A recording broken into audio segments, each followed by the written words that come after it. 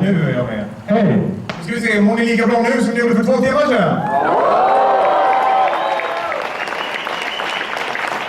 Det låter härligt. Jag tänkte vi gör så här att alla som har frågor räcker upp händerna så kommer det att komma ut mikrofoner här. Men så länge så ber jag återigen Zack Snyder komma upp här.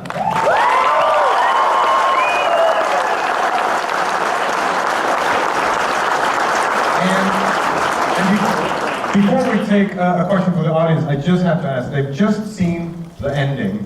Yes. Yes. I can imagine this was kind of hard on big Hollywood executives. What was it like? Yeah, great joke. Where's the real ending?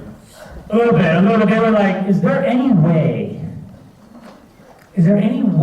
that maybe, just hear us out, what if, like, they miss and she doesn't get lobotomized and she then, like, she dodges it and then runs out. You're listening to me, right? It's cool. She runs out and then she's, like, free. So, like, that, what about any, no? And I was like, look, you know, she kind of has to get, yeah, no, that can't happen. So, but they tried a lot. They didn't want me to, no. I said, what about Sweetie gets away? And they were like, but Sweetie's not real. And I was like, well, maybe she's real. So there was that too. So, but it was a little bit of a struggle. But it all is a struggle, trust me. Let's take a question right over here. Yes, hi. I have a question from my friend Amy, and she wants to know... Is she on the internet? Yeah, she's on Twitter right now. This is 2011. Wait a minute, did you tape this with your phone? I'm taping it right now, actually. Well, what she wants to know is how important is style on a film, and how do you keep it in check in order not to overcome your characters and story? How important is style on film? It's a sexy question in a lot of ways. Style is important. Look, I have one particular way of seeing images and sort of sequences and stuff like that. I think in the case of this film came about because I had just done Watchmen, and I was kind of in this contemplative mood about genre and action films and style itself, actually, and sort of pop culture and all those things mixed together.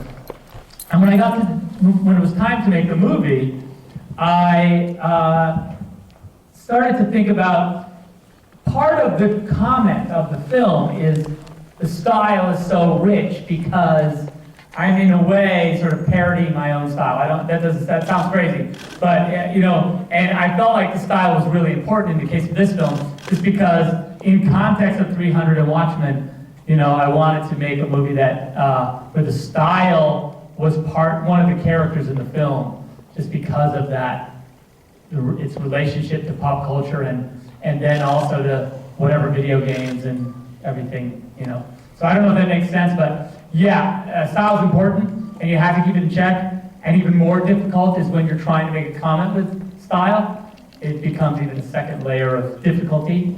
So yeah, it's hard, but I can't help it. So how important was the fact that this was your first film based on an original story and your own story, compared to adaptations and Dawn of the Dead being a remake? Yeah, you know, it's weird. I actually, I thought when I was making the movie that it would be difficult to, it would be more difficult anyways, because you would say, well, this is my original thing, so it's like a child, and I want to make sure it's safe and all that.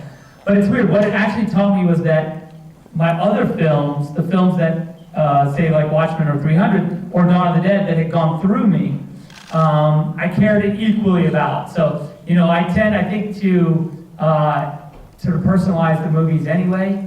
So once I actually had gotten halfway through the process, I realized that I treated it exactly the same way as I treated my other movies. Well, you say it's kind of like a child. I got to tell everyone here that doesn't know that you've got 7 children, and you just had the 7th. So I think that's worth Incredibly thorough. That's true. We got a question up in the back on the left side. Yes, let's see. This one, yeah. Rory Tulin from Valbogaten.se. SE. I have a question about action films and superhero movies are usually making role models for men, but now we have the female characters, but you also have the mentor being a male in this movie a little bit. So, did you have in mind making new role models for women? Yeah, I guess, you know, because the movie is it's sort of an exploration of genre for me, I really feel like what the movie does as far as its male-female relationship is that what I wanted to do was say that because men have run genre and men run genre, I really wanted to sort of put into focus the way that women have been portrayed in genre or action films, and that is to say that they have been objectified by men, and that sort of the arena that women have had to sort of exist inside of in Hollywood, in the action film world, is like a brothel. And so for me, that's why really there's no positive male characters per se in the body of the film. Scott Glenn kind of exists outside. To me, like Scott Glenn is Baby's kind of what she would hope a male character in its best form would give her. But then I think that, you know, in the end that's a fantasy and that doesn't really happen. So not to bash men too much, because of course I am one, but you know, maybe just because I have all these daughters and like, you know, my wife is my producer, you know, I'm the bad guy.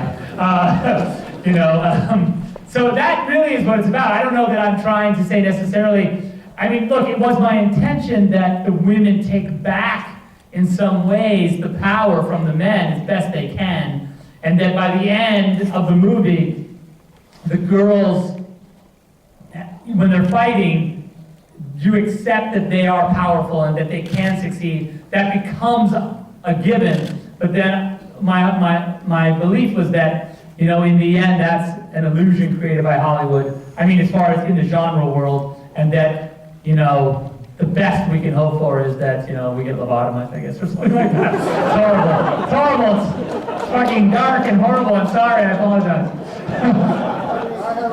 Yeah, we got one up This here. guy has a question right here. He has no microphone. We're gonna grab him after this question. Go ahead. How did you choose your main actors? How did I choose them? Yeah. Basically, you know, you go through a casting process where the actors, they come in, they read the dialogue on a video camera, and then what you do is we look at the video, and then you sort of eliminate them based on their one little read, and then I would go and meet with the actors that remain on the list and work with them on the scene, and then we'd videotape it again, and then I'd look at it again, and then I might meet with them a third time just to sort of talk to them about the movie and whether they'd be comfortable with what the movie was really about. And then based on that, I have to make a decision. Now, if there was a third element, I would have them all sing to see if they could sing, because I wasn't sure at that point whether they'd be singing in the movie, because it was a bizarre movie anyway. You shot some musical. Yeah, like in the DVD, like that piece of Oscar and Carla is in the body of the movie, and it really is a big blown out like sequence where they're singing and dancing.